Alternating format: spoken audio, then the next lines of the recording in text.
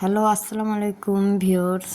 আজকে আমি দেখাবো খুবই পরিচিত আমাদের আশেপাশে হয়ে থাকে এই শাকটি নোনতা শাক। তো আমি নোনতা শাক দিয়ে আলু দিয়ে রেসিপি দেখাবো।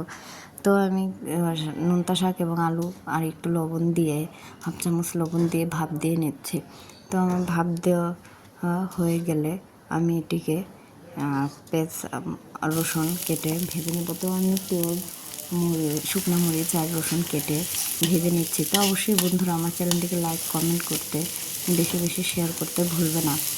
তো আমি পেঁয়াজটিকে ভালো করে লাল করে ভেজে নেব।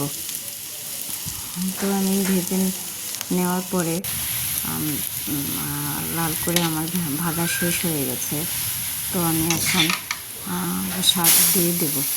যে শাকগুলো আমি ভাত দিয়ে রেখেছিলাম সেই শাকগুলো এখন আমি দিয়ে দেব।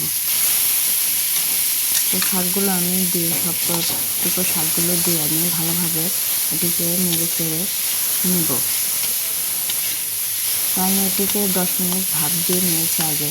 তারপরে আমি এটিকে পেঁয়াজ এবং রসুন কুচি এবং শুকনো মরিচ দিয়ে ভালো করে ভেজে নিচ্ছি। তো অবশ্যই আমার চ্যানেলটিকে লাইক কমেন্ট করবে, অবশ্যই আমাকে সাবস্ক্রাইব করে দেবে।